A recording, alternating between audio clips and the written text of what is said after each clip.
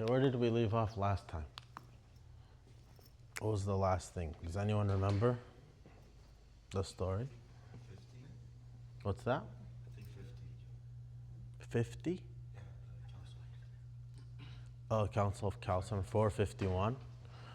Okay, It was 447, 448. okay, 440s. Okay. All right. So I'm going to get more into this later when we get to the 6th century, but I want to talk about something before we continue the story in the 440s.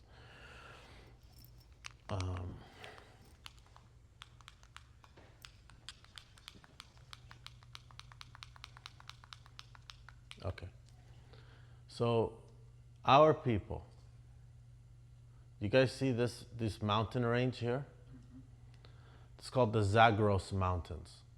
Okay, this is the natural border between Al-Ajam and the Semitic speakers, the Mesopotamian Beit Nahrain.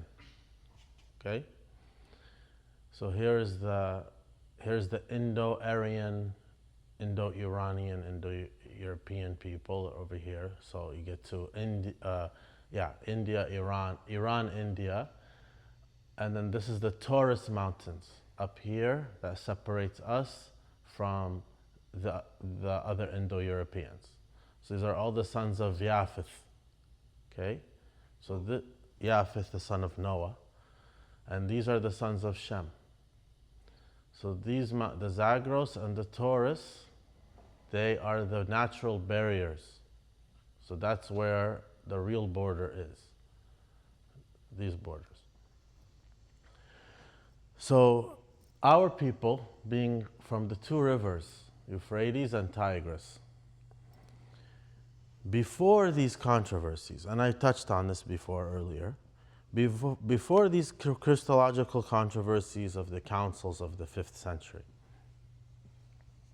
what were they telling us about this union between the divinity and the humanity?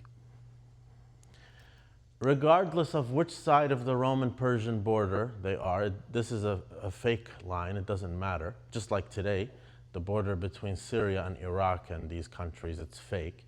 So in our people in Mesopotamia, Beit Nahrain, Surai people, Suryoya people, what was our Christology before the controversy?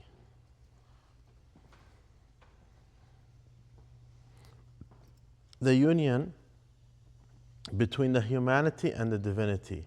How did they express it? Let me give you an example. Okay? I have it ready because it was the last thing I was talking about.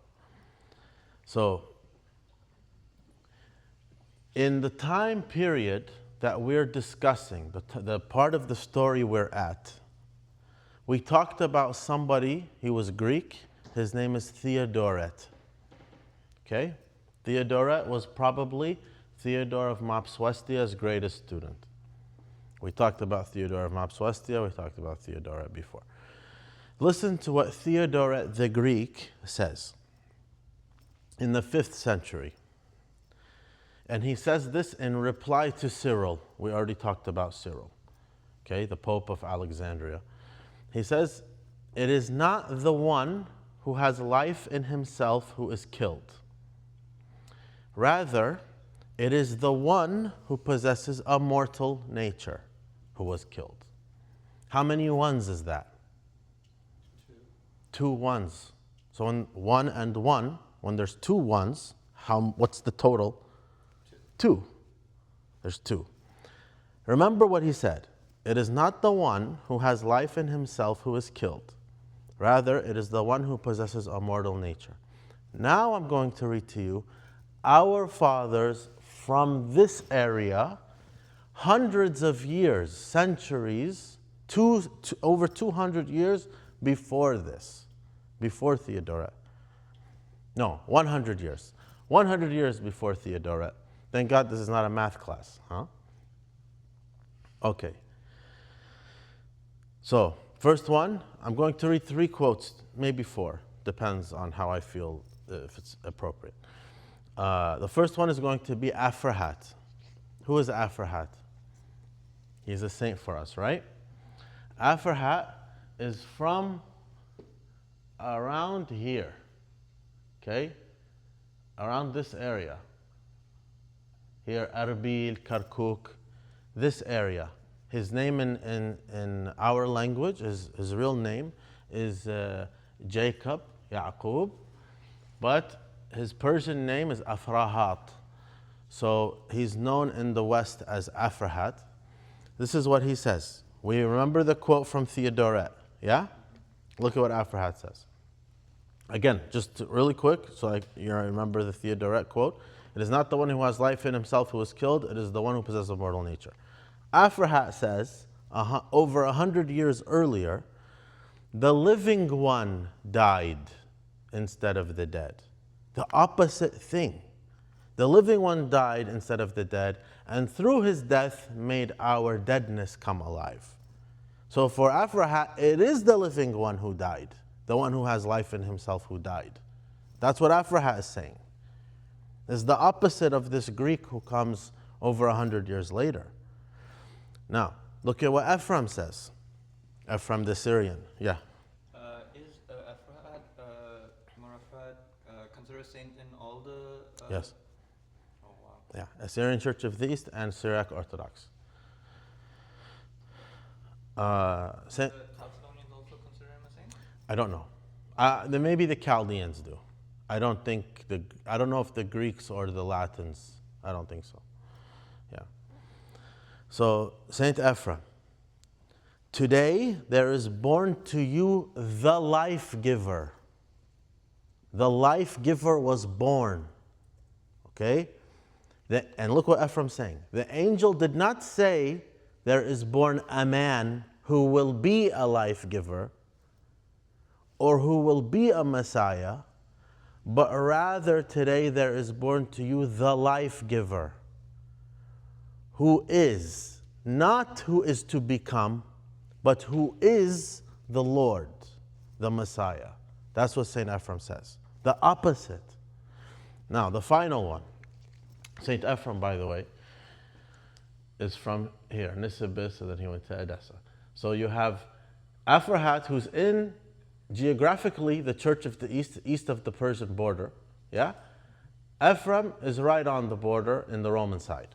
Now I'm going to read another quote from, this is an anonymous author of our people. He's intentionally anonymous. He belongs to the same order as Ephraim and Aphrahat. It's called the Bnai Qiyamah order. We talked about it before.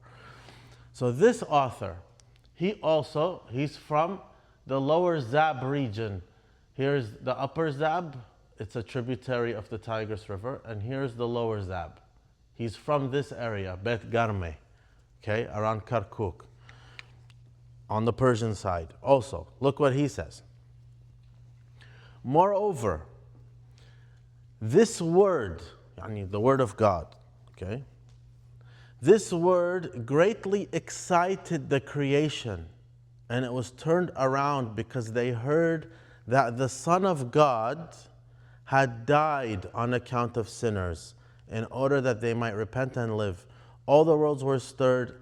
He who gives life, remember the life-giving, Theodoret is saying, he's not the one who has life in himself. Look, he who gives life to all died. He who gives life to all died on account of his creatures.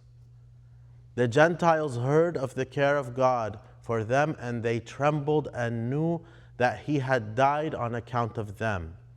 It is one thing when people hear that a son of Adam died for his companions, but another thing when they hear that the Son of God died for his creation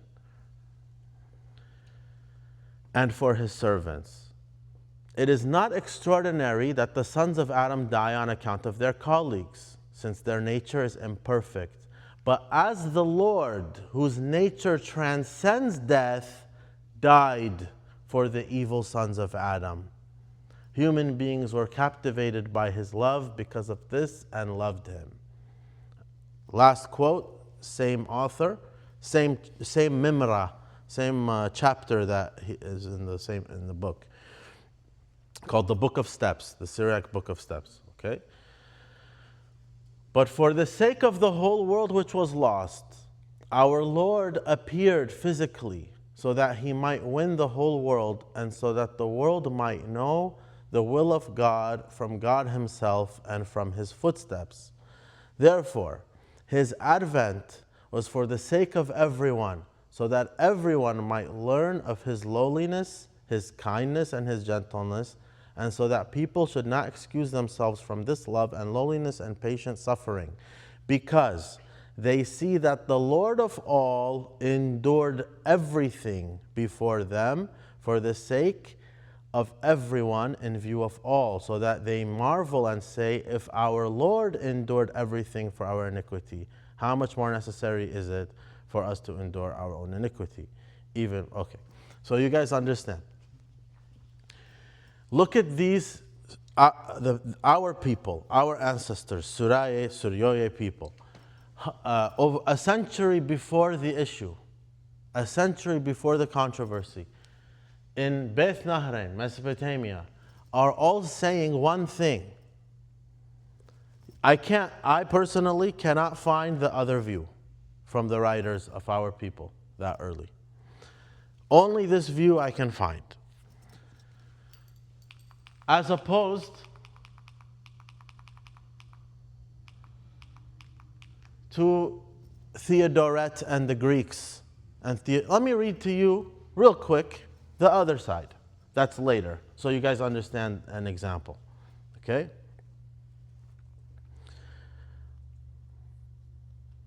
Okay. So this is Isaac of Nineveh. Isaac of Nineveh from the 7th century.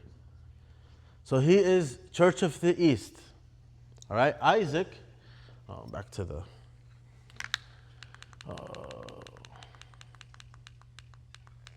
okay. Isaac, he was born, if the map continued down here, he's born in Qatar. Isaac was born in Qatar, okay? He was the bishop of Nineveh, for the Church of the East.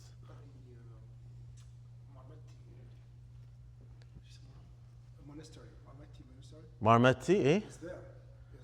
Marmetti is in close to Bartilla, right? Close to Bartilla, Marmetti. Yeah. His relics story. He was a bishop there. He was a bishop. That was a main. Isaac was the bishop of Nineveh. Yeah. Now that place, the monastery was the. Oh yes, it was in that area, right? That's correct. Yes.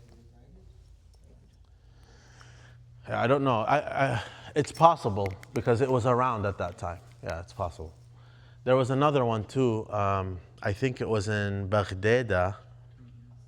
Also, it switched over. Yeah. Okay. So, Isaac. Look what Isaac says. This is Isaac in the 7th century. So after Islam came. So look what Isaac says. God the Word granted to Jesus that Jesus should be worshipped with God the Word indistinguishably with a single act of worship for the man who became Lord and for the divinity equally. For we believe that all that applies to the man is raised up to the Word who accepts it for himself, having will to make Jesus share with this honor. Does that sound the same? Doesn't sound, it's a different thing. Okay, let me give you another one. This is the last one I'll give you guys. Theodore of Mopsuestia. Remember Theodore? We talked about Theodore. He's the greatest teacher in the Church of the East. Number one. They call him blessed interpreter, exegete. He's infallible. They have a canon in their synods. You're not allowed to disagree with Theodore. If you disagree with Theodore, you're excommunicated. Okay? Theodore is their main guy. He was a Greek, by the way. Yeah. Theodore was a Greek from the late early 5th century, is the more conservative. Early 5th century. He says, he's commentating on John 12:32, the Gospel of John 12:32. This is Theodore's commentary on the Gospel. Jesus says, Jesus is talking, okay? I do not trust in my own strength, but through the nature which indwells in me, I hope to conquer Satan. God the Word made me his own once and for all when he assumed me. And it is clear that he will not leave me to act at random.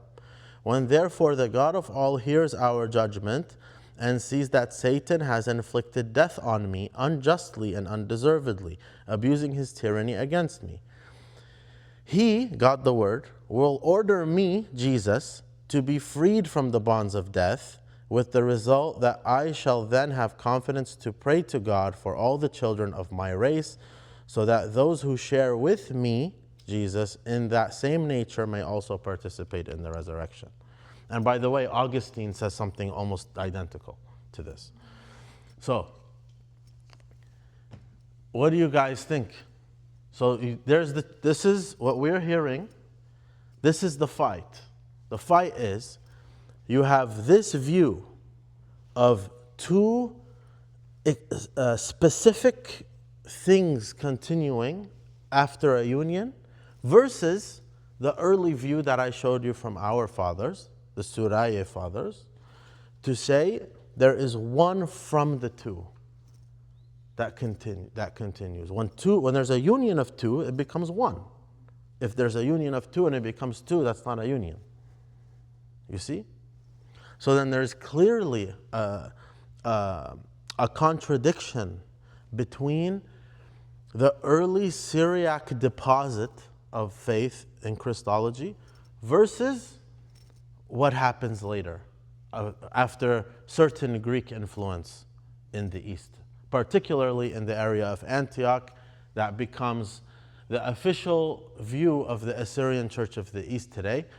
And we're going to get to the schism between us and the Church of the East, probably not today, because it happens in 484. We're still in the 440s in the story.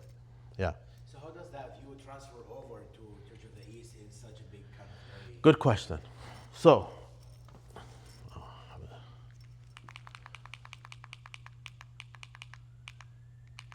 all right. So, as you see here, Diodore has his school in Antioch. Theodore becomes the teacher after Diodore. He has these students.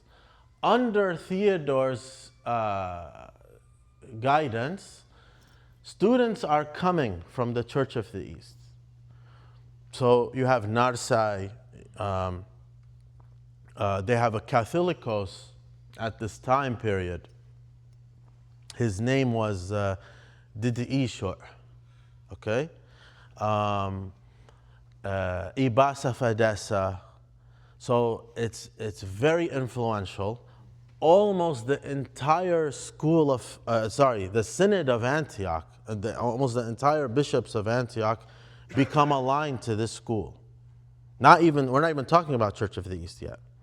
Just Antioch is aligning to the school, and it's trickling in to the Church of the East through these individuals, Didisha and Narsai and the rest of them. So and Barsoma of Nisibis is another one. So they're beginning now on the Church of the East side of the border to have this influence. They have a Catholicos patriarch who is subscribing to this, but it doesn't mean all their bishops are this.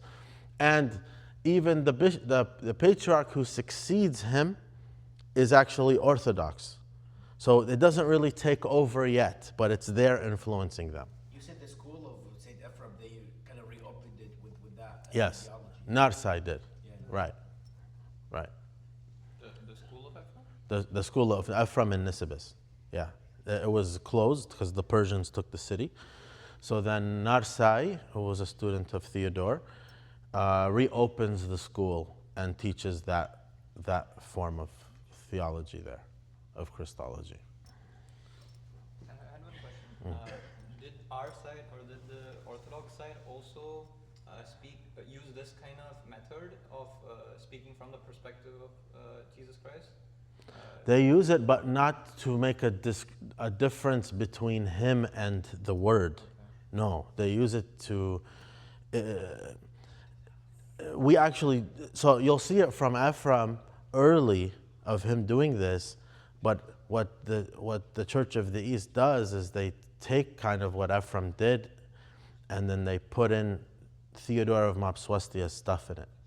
Which is Narsai's poetry is essentially Ephraim's style, but Theodore's thought. Yeah. Here's why I believe Haud Nurane is written by Jacob. Because find me something like Haud Nurane that Narsai wrote. Because the Church of the East says Narsai wrote it. And find me something like Haud Nurane that Jacob wrote. You can find it from Jacob, but I can't find it from Narsai. That's why I believe Jacob wrote it. All right. Narsai is older than Jacob, by the way. Now, here, I put the titles because scholarship calls it this, but it's not real. Like, it's not really Antioch school, Alexandria school, because, like I showed, there were already people in our side of the world saying this stuff anyway. It's not like just the Egyptians' influence. Even before the Egyptians, without knowing what the Egyptians were saying, we're already saying that. Rabila of Edessa I have on here. Someone I don't have on here is Acacius of Malatya. He was saying the same thing. And others at this time. So Rabila wasn't the only one in the Synod of Antioch saying it, but they were a minority for our side. I don't know if you guys noticed the icon. What about it? You guys notice? You know what's going on here?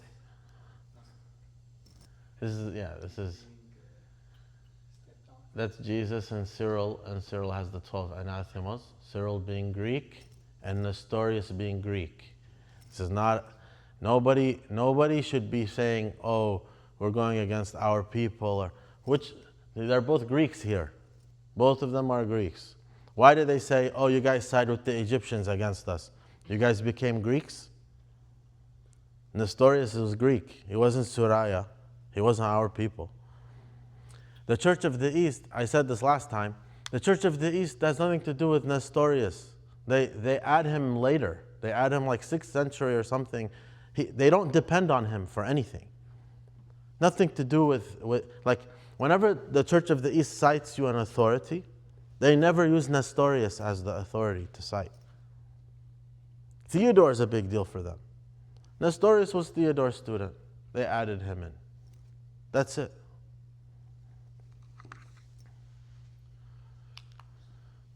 Okay. 433. We talked about the union between John of Antioch and Theodoret and all that, or no? We talked about, because of 431, there was a schism between Antioch and Alexandria for 2 years, and then they healed the schism. We talked about it. Okay. Okay. So the 440s. In 438, there was a synod in Antioch. What is a synod? Council, good. So, local council presided over by John of Antioch, who was patriarch, after the reunion of 433. Reunion of 433 happened. 5 years later, there's a synod in Antioch, presided over by John, with the Antiochian bishops present. And he says to them, we agree with Cyril because he repented. Cyril repented of his 12 anathemas. You guys don't have to accept the 12 anathemas. He doesn't explicitly say repented. Ibas says it. Ibas says it explicitly in his letter, we're going to see. But John is implying by saying you don't have to accept the 12 anathemas. Why do you not have to accept them? Are they not mandatory? What's the dogma of 431 then? The dogma of Ephesus 431. What is the dogma from the council if it's not the 12 anathemas? There's nothing else. So you don't have to accept the 12 anathemas because of the formula of reunion. So in the mind of the Church of Antioch, because of them being Theodorian, they are rejecting the 12 anathemas and only saying our reconciliation with Alexandria is based on the formula of reunion, which is what? The formula of reunion, saying that Virgin Mary is Theotokos, which, by the way, Theodore himself had no problem saying. He said it too. Theodore of Mopsuestia had said. Even Nestorius didn't have a problem with it. So Virgin Mary is Theotokos, Mother of God, and Nestorius is anathema. This was the agreement for them in the mind of the Antioch church.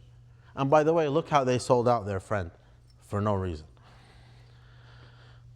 So they didn't even believe he was heretical.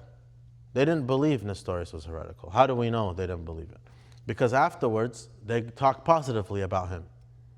And then, spoiler, even after Chalcedon, when they're forced to anathematize him again, right after that, they speak positively about him again. Okay? So, as you say, it's a klawat. Where's the remote? I lost it. Oh, here. Okay, so 438 they have this council. 440 they have another one saying the same thing. Another council in Antioch, 440, they say the same thing there. All right.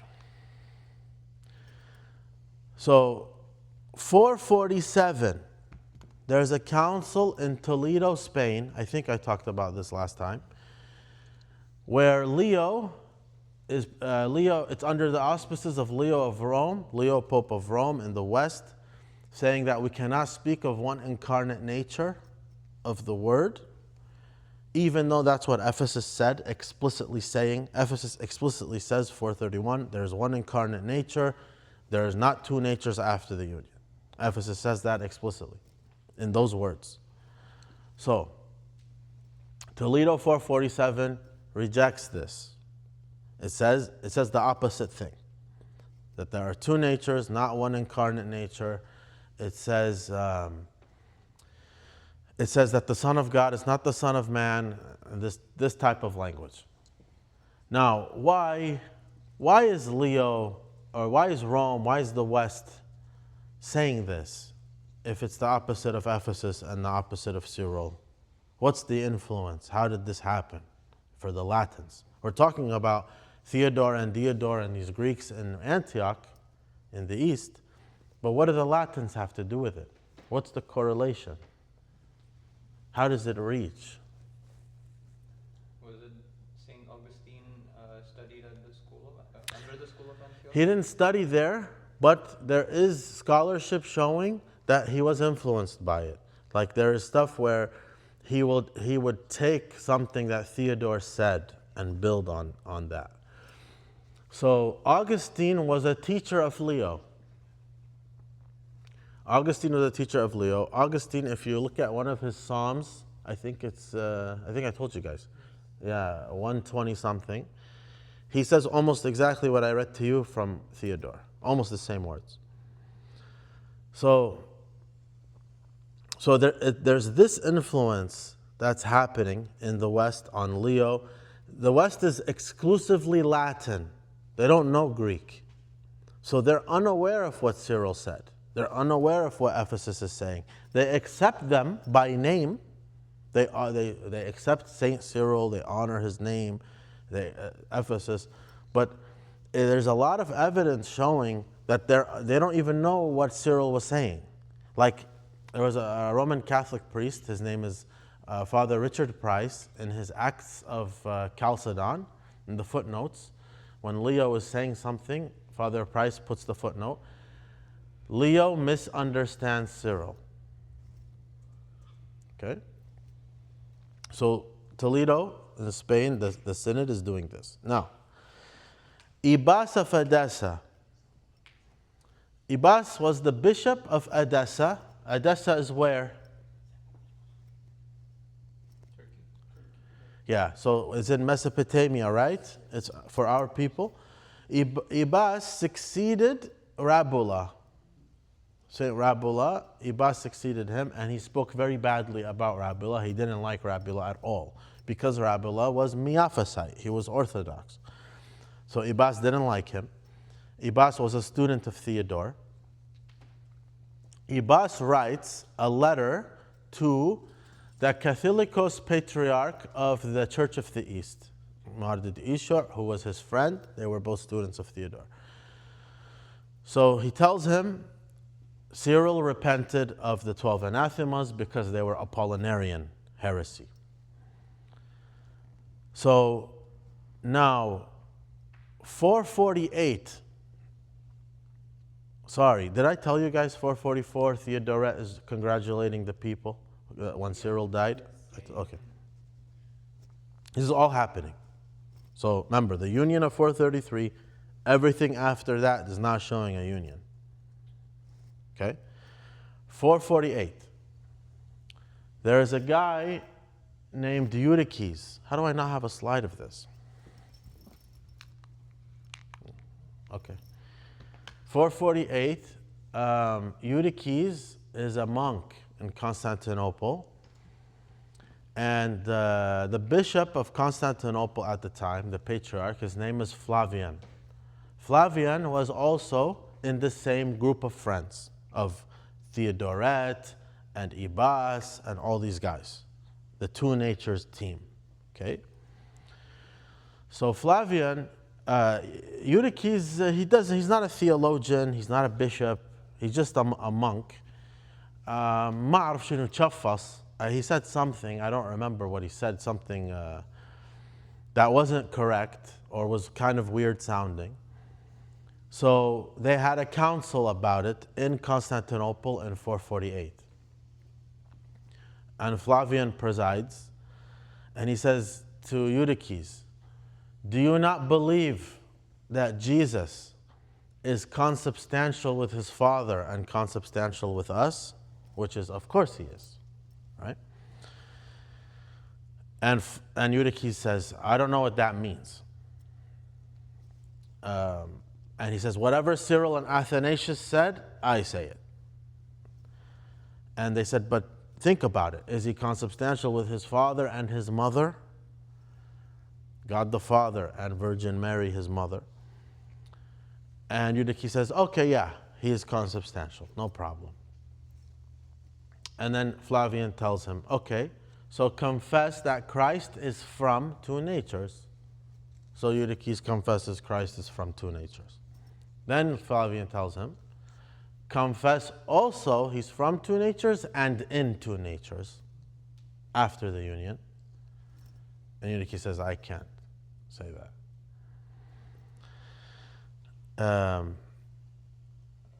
Yeah. What did he originally say that caused the synod to happen? That he was denying that Christ was consubstantial with us because he didn't know what consubstantiality meant. So he was denying it. So Eutyches says, I can't, and he's deposed. Eutyches is a friend of who?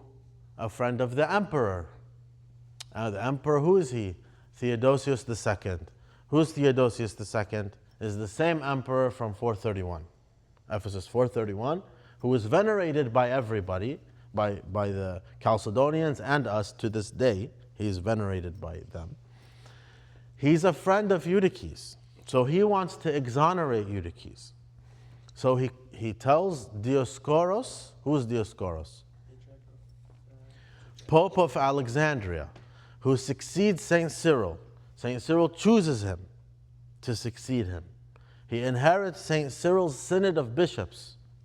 Okay? He's the right-hand man handpicked by Cyril to become the next Pope of Alexandria. So Dioscoros becomes Pope. So, and what is the tradition? that when you have an ecumenical council, it's presided over by Alexandria. That's how it's been going all the way so far. So, and Theodosius already dealt with Cyril in 431. So now he's going to deal with Dioscoros this time. He tells him, I want you to do another council also in Ephesus in 449. And I want you to exonerate Eutyches. Okay? Because he's my friend. Now, Theodosius, at this time, he's also very Miaphysite, like Muta'assib. Now that he understands what's going on, he has an opinion, and it's a strong one. So he arrests Theodoret.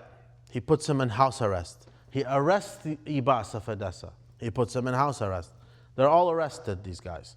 But they're supposed to be tried at the council.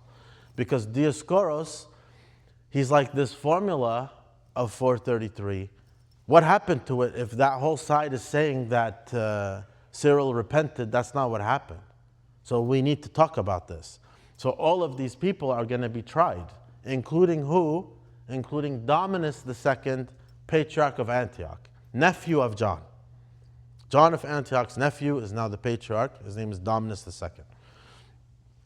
Dominus II, who was initially co-presiding at Ephesus too, with Pope Dioscoros, is deposed at the council because he refused to accept the 12 anathemas of Cyril. The Council of 449, they brought, here is the Creed of 325, Nicaea. Here are the 12 anathemas of 431. Notice what's missing. 381 is missing. Just like it was missing in 431 too. 431 doesn't mention it, and 449 doesn't mention it. Okay? 448 does. Why? Why does 448 mention it? Where was 448? Where was that council? The one with Flavian presiding. In Constantinople. They're the Church of Constantinople, so they're aware. But if it's an ecumenical council, like both Ephesus were, so then there's no acknowledgement of this local synod in Constantinople yet. It becomes later, but not yet. So 449, they bring the Creed of Nicaea, 325. They bring the 12 anathemas of Cyril. That's it. There's no new thing. Here are the two things. Do you guys agree or no? Dominus didn't agree with the 12. He's deposed. Theodoret and Ibas's letter to Mardid Ishua was read. He was deposed. He was anyways in house arrest, but he was deposed for it. Theodoret is deposed because of his refutations of Cyril and his insulting of Cyril. So they come to Eutyches. And by the way, it's at this council where you get kind of the first condemnations of Diodor and Theodore. It's at this council, 449, that they're anathematized. All right, they weren't anathematized before because it's never happened where somebody who was dead in communion with the church and he died and was anathematized after he died. This is the first time. So, and we have a saint, Mar Barsoma of Samosata. He was the first not bishop who was one of the judges of an ecumenical council. He was there as one of the judges, and he wasn't a bishop. First time in history this happens. So this council, just for the Syriac Orthodox information, this council, you say, well, why don't we commemorate it? Why don't we say it in the thing? It's commemorated on the feast day of Mar Barsoma on the calendar. Okay? 449. But Mar Barsoma is commemorated for what? For this. So if we're commemorating him, we're commemorating the council. You see? It's included. So the council is considered ecumenical or local? We're going to talk about that. Yeah, it's not local. Yeah. Who is Mar Barsoma? Mar Barsoma, we had a saint.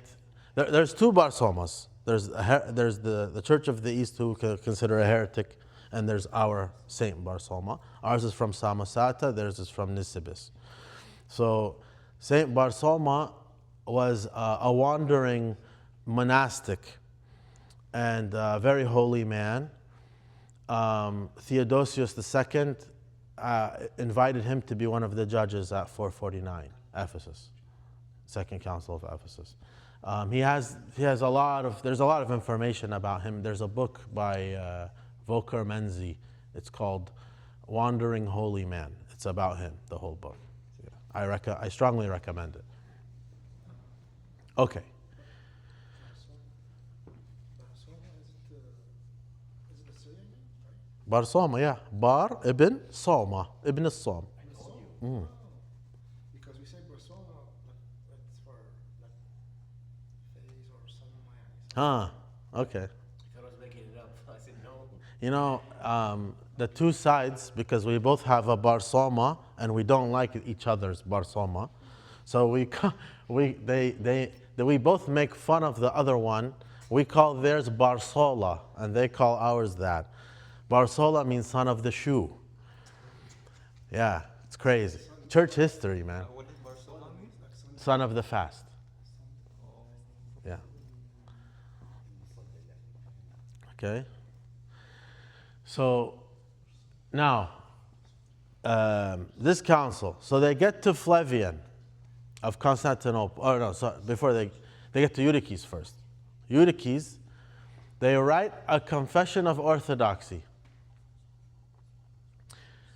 They write a confession of orthodoxy for Eutyches. They write it for him. The Dioscoros, the council, they write it for him, and they have him read it as his confession of faith. Why do they do that? Because he doesn't know anything. Yes, that's the point of it, right? So they write it for him. He says it. He's exonerated. Okay? Who, by the way, just so everybody knows, he is condemned later as a heretic because he lapses into his wild, crazy things he says. Was it or like? 475 Ephesus 3. Yeah. 475 makes an official condemnation. He's condemned earlier by writings of saints, but universally that's where we would say. So he's on our list of anathemas, Eutyches, along with Bar Soma of Nisibis, Theodore, Diodore, Leo. He's in the list with them. Okay. So Eutyches is exonerated. Tradition, canons. When you accuse someone of heresy and depose him, and he's orthodox, at least in the time being he's orthodox, now you have to be tried for condemning an orthodox person. So if someone comes and accuses me of heresy formally in front of the synod, okay, and they find me not guilty, now they have to try him. That's the rule. Well, in this case, he kind of changes his mind a little bit. Eutyches? Yeah, I mean, they gave him a thing to read.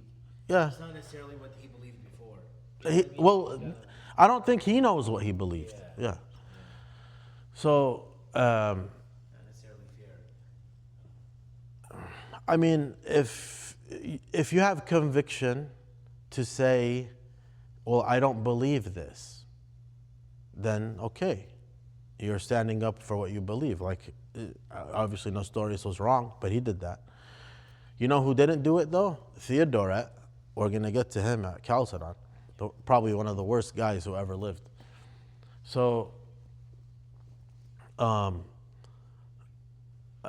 Flavian. So now they're trying Flavian, and they're asking Flavian to defend himself. They're saying, Flavian, did you say in two natures or of two natures? What do you believe? Because we have from Ephesus saying that there's one nature after the union, not two after the union. Dioscoros isn't even the one talking. The Alexandrian bishops, the synod of Egyptian bishops who are there, the ones that he inherits from Cyril, they're the angry ones. They're the ones upset that he said two natures after the union. Okay? And he's refusing to defend himself. Flavian, he won't say it. So he's deposed. Now, there is misinformation because of the Council of Chalcedon and the lies that are in that council that say we killed Flavian. We didn't. How do we know? Because after the council, Flavian appeals to Leo. He writes a letter to Leo appealing to him that he was wrongly deposed for heresy. Theodoret appeals to Leo, Ibas appeals to, all of them are appealing to Leo.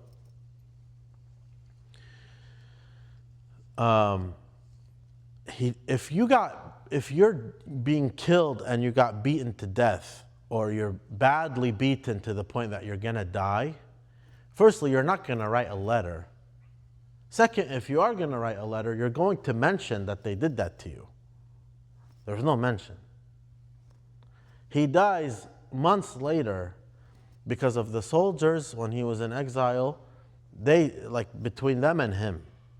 That has nothing to do with us or the council or anything. Now, who is at the council? It's 120 bishops represented by all the patriarchates, called for by the emperor. Leo of Rome sends his representatives to the council. And with them is a letter. It's called the Tome of Leo. This tome was written before the council to affirm the judgment of 448 against Eutyches. Okay? Leo sides with Flavian against Eutyches in 448. So he writes this letter in 449 affirming this judgment. Remember what I told you guys before of 431? How much time do I have? I'm over, right? No, we have like 15 minutes. Okay. All right. So, Leo writes this letter condemning Eutyches, and he expects this letter that talks about theology, Christology, saying there are two natures after the union, now one nature. He expects it to be universally binding dogmatically, non-negotiable. This is what the Roman Catholics call al-Isma al-Babawiyya, papal infallibility, ex cathedra. When the Pope of Rome defines something regarding faith and morals that is universally binding upon the whole church, this is the first time we see it in history. Okay?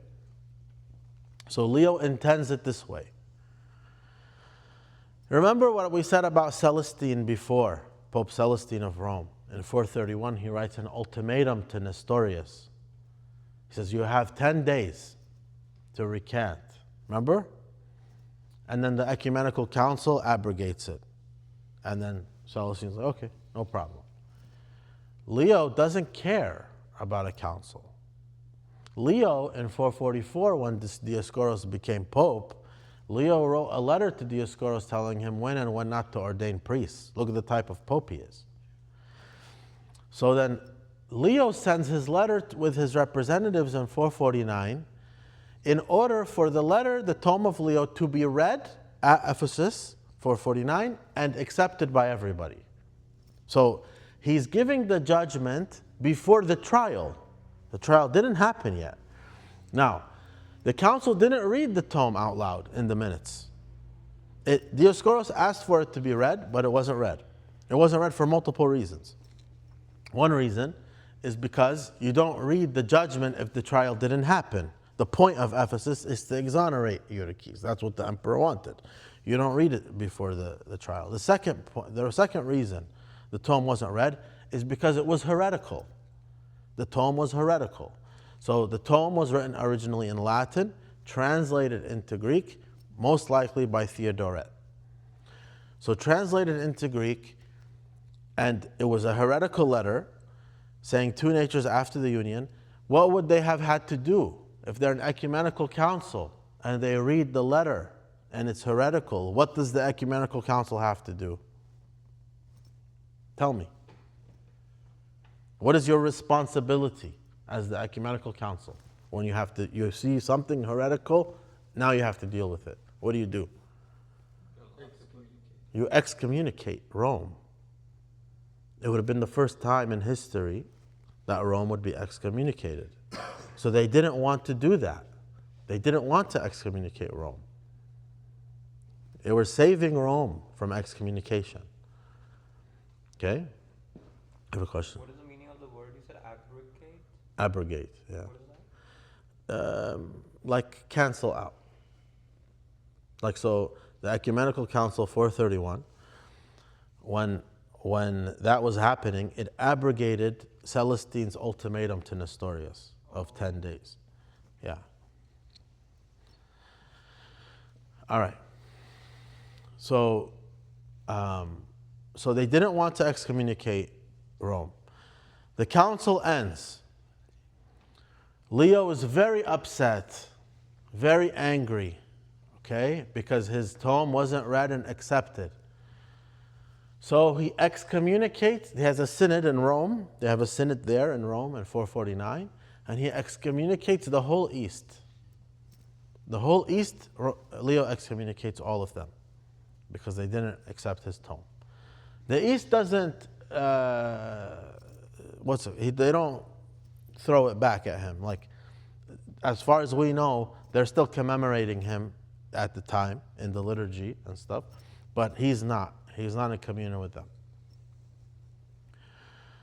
So, now, at Ephesus, the Patriarch of Constantinople was deposed, Flavian II.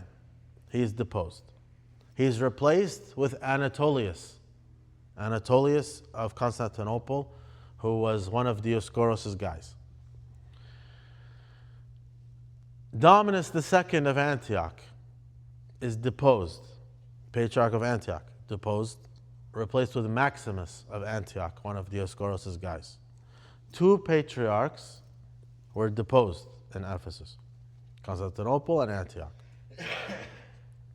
Juvenal of Jerusalem, who was also at Ephesus 431 and Ephesus 449, also one of those guys, the Cyril Dioscorus party, is still in power in Jerusalem. So we have now in this world, we have Leo in Rome, who's very upset. We have Theodosius, the emperor in Constantinople, enforcing the policy of Ephesus II, and very happy about it. Dioscorus is pope in Alexandria. Anatolius is patriarch in Constantinople. Maximus is patriarch in Antioch, and Juvenal is in Jerusalem. All right? And in the Church of the East, you still have Didisha over there as the patriarch. Any questions so far? No? We have like 6 minutes. Okay. So, in 450, Theodosius falls off his horse in a hunting accident and he dies. There's a new emperor. His name is Marcian. Marcian wants to reconcile Rome. So he tells Leo, whatever you want, I will do it. Just tell me. Leo tells him, I want my tome, my letter, to be imperial policy on the whole world. Even if you have to use soldiers, do it. Oh my gosh. Yeah. Marcian wanted it to be more, keshche. Like he wanted it to be more flashy than this. Yeah. He's like, no, I want to be the new Constantine. And I want a new Council of Nicaea and a new Creed of Nicaea. So I want a council. Nicaea had 318 bishops. I want a council with 636 bishops. Double. Okay? And I want it to be in Nicaea. Leo wasn't even thinking about it. He thinks it's unnecessary. All he cared about was the tome. And he's like, fine, but I would rather if the council's in Italy so I can control. because the Pope has never been to a council in person, okay, in the history of the church up until this point. So eventually, back and forth in different negotiations, the council ends up being in Chalcedon. Chalcedon is like a neighborhood of Constantinople. Okay, it's like a, I don't know if you guys know the map of Istanbul. It's like Europe and Asia where they meet each other. It's like on the Asian side. So the council ends up being there, and everyone's called to the council. Now, in the meantime, before the council happens, after Theodosius dies, Marcion is emperor. By the way, Theodosius' widow switches sides. She plays the whole game with Marcion and Leo, and they have all these secret agreements, like under the table agreements, with the new patriarchs. So, Anatolius, what will it take for you to sign the Tome of Leo, to accept it? I want to be number 2 in the ranking of the patriarchs after Rome. No problem. Okay. He's the patriarch of? Constantinople. I want to be number 2. Okay. Juvenal. But wouldn't he all like anyways be 2? Because he's Constantinople? Not as Alexandria. yeah. So Juvenal, friend of Cyril and Dioscorus, they're all friends of them. Juvenal, what will it take for you to hop on? I want autocephaly from Antioch. I want to be my own patriarchate. Where's Juvenal? Jerusalem. Okay, no problem. Sign. Maximus. Now, with Anatolius, they got lucky. Why? Because Flavian was already dead. So they can't say, oh, well, even though canonically it's still illegal. If you inherit a parish or a see uncanonically, even if you return to communion and repentance, you can't have that position. That's the rule of the church. Okay? Anatolius, Leo didn't recognize the deposition of Flavian. He never recognized it. That was illegal for Leo. So Anatolius to be Patriarch of Constantinople, there's no canonical justification for Leo. Do you understand what I'm saying? Okay? So Flavian is dead, Anatolius is there, somehow they make it happen. Maximus takes over Dominus II of Antioch. Dominus II is still alive. He's not dead. So Dominus II, what do you want so we can leave Maximus there? Money. I want قال exactly نفس الراتب اللي كنت استلمه من كنت بطريرك اريده هسه كل شهر. Every month I want the same salary that I was getting as patriarch. I want it. I'm going to go to the monastery. Maximus can have the patriarchate, but I want my salary. This is what his deal was. Okay? So then they get to Chalcedon. أكو على نياتهم, like there's people going من كل عقلهم, they think it's a council, and there's people they already know من جوا لجوا هاي كلها مستوية الطبخة. All right? So they get there, like the meal is cooked already. They don't, like there are people thinking, okay, this is a real council, we're going to go. And there's people that know we already have the agreements. Juvenal told Jerusalem before he agreed. Juvenal told his people in Jerusalem, he said, if I go to this council and I agree, don't let me back. He told his people in Jerusalem, if I go there and I sign the tome, don't let me come back. Don't let me come back? Yeah. He tells them, don't let me come back. Like, don't accept me as patriarch. But he wants the Jerusalem to come out with Yeah. separate. So he signed. But before he signed, he told them, if I sign, don't let me be your patriarch. Was he like It's bragging like later it- on? Yeah. Uh, Like, yeah, exactly. Okay. So they're there. They're there. By the way, Theodoret, Leo, because Leo doesn't recognize any of the depositions at Chalcedon. Okay, so as far as Leo is concerned, Theodoret is exonerated. So Theodoret, the first session starts. Dioscoros, they make him sit with the judged. All right, and Shinu al-Masrahiyya, the play, those guys have to sit in the judged with him, al-Asas, and then they get up and they move. So like Juvenal, later he stands up and then he switches. He goes and sits with the other side. Like they make it like dramatic like that, but they already knew because the guy had already agreed before. So Theodoret walks in. He walks into the council. And we'll probably end with this. Theodoret walks in the council. Dioscoros sees him. He says, what is he doing here? He's deposed. He's a deposed bishop. He can't be here. And they told him, he's restored by the authority of Leo.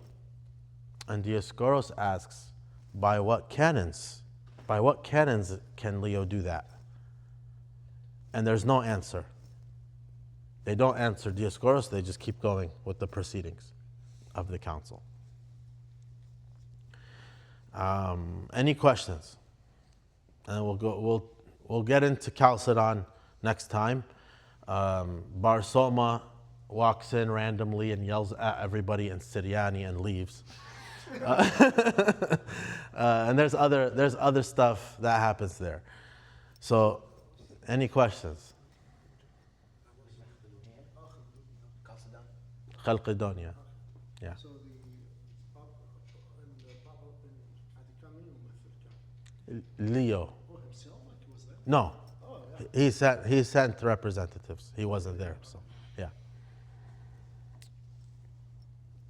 The Roman representatives made a joke when they were there. They made a sarcastic joke because when the council starts, they start reading the Acts of Ephesus too. The Acts of 449, they're reading it in Chalcedon. So they say, the Constantinople bishops, they say, look at how they made us sit in the rankings in Ephesus. In Ephesus too, they made us sit in the lower side of the rankings. They didn't put us high up. And then the Romans told them, don't worry, you're number 2 with us here. Yeah. Like ياخذهم على كده عقلهم. It's hard when you read the council to be like, oh, the Holy Spirit is really moving. You see the grimy politics in the council. We're gonna get to Theodoret, his part of the council, Ibas's part of the council. How much time? We're out of time. Yeah, we're out for sure. They're very interesting parts. But anyway, we'll get to them next. Do you have any questions? I do.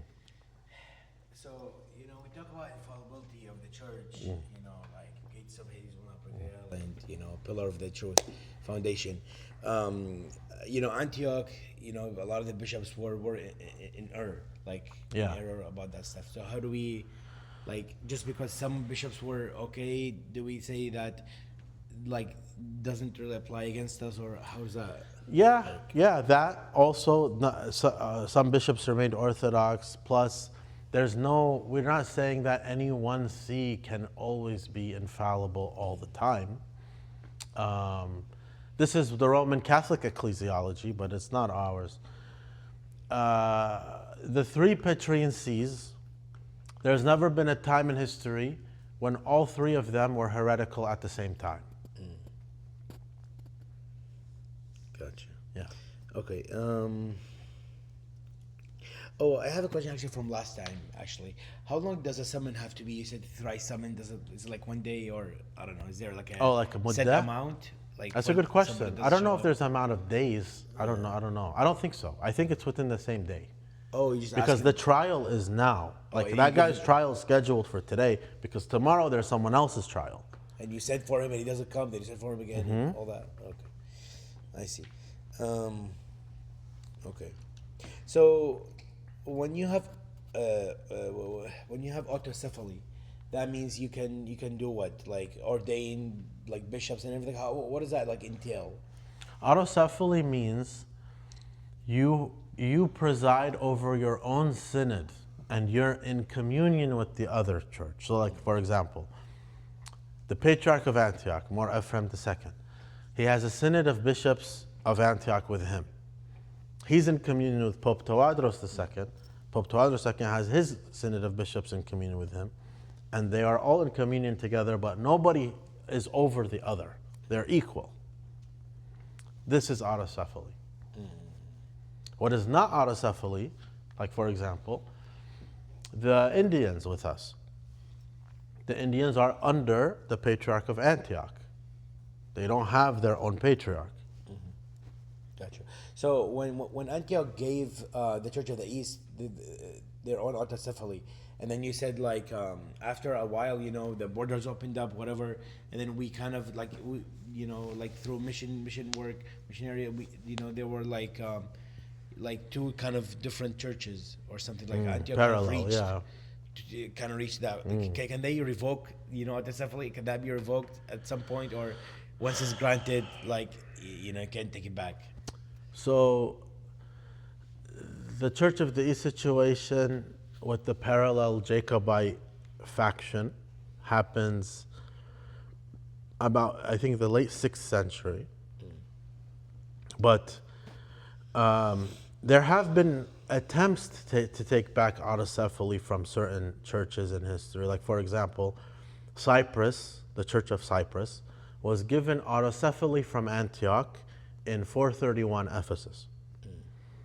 In 475, Ephesus 3, Antioch tried to get it back. It was refused. So they have to approve. They have to. The ecumenical council, because an ecumenical council gave it. So like the Ethiopians were given autocephaly by Baba Shenouda. Yeah. Baba Shenouda gave the Eritreans autocephaly from the Ethiopians after the Ethiopians are already autocephalous. So it tells you something about how authority works, right? Interesting. Yeah. Yeah. Okay. How many bishops were in the rival council in Ephesus? I wanted to ask. Good question. I have to get the number. I don't have it on. But there were not as many, obviously, as the 250. It was the Synod of Antioch, and it was mainly the Synod of the bishops of Antioch. And if there were any bishops of the Church of the East, which I doubt there were, I heard the other day somebody said there was one, but I don't think so. And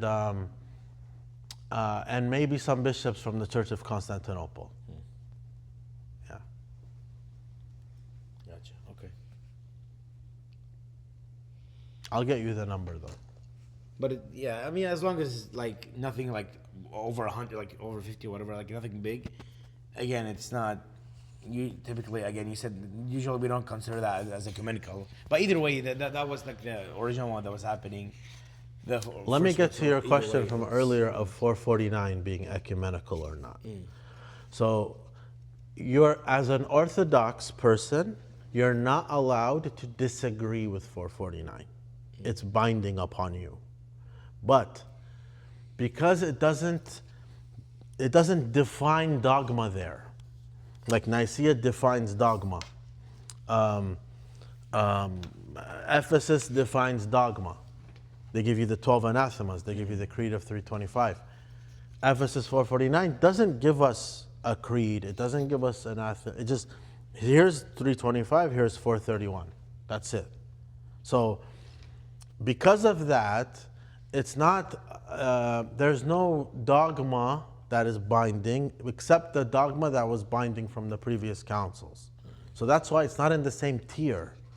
But as an Oriental Orthodox, are you allowed to reject it? Are you allowed to look at it negatively? Are you allowed to look at it even neutrally? No. This is something we believe the Holy Spirit was there with the saints leading them, for sure. Inspired everything. Mm-hmm. Okay. Think of it like, if you can, the canon of Scripture, how there's levels, right? Like the apostolic level and the Pauline level and the Gospels and the rankings in the Old Testament, the councils are similar. Yeah? Okay. Yeah. You said Cyprus was given its autocephaly in 475. 431. It was attempted to get it, remove the autocephaly in 475, but it was refused. Refused by who? Which side? We had a council in 475. Orthodox? It was Ephesus 3. Yeah, Ephesus 3 and 475. And actually, Constantinople was seen to have been given back to Ephesus in 475. But it didn't applicably work that way. Wait, because everybody went to Ephesus? Mm-hmm. Constantinople used to be under the See of Ephesus before. Yeah. Yeah, and Jerusalem, this is why still till today, the Syriac Orthodox Church doesn't recognize the autocephaly of Jerusalem. Yeah. See, this is also why, like, it's confusing. Like, you say patriarch of that see of that church, Constantinople. It's like, when did it become patriarch? Like, usually we say bishop of Ephesus or bishop of whatever. Like, how come we say patriarch of Constantinople if it's not Petri?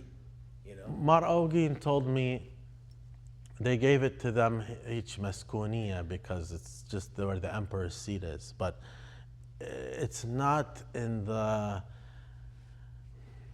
We don't want to hurt their feelings, kind of thing. I think it's like if we want to be strict about it, why would they be a patriarch?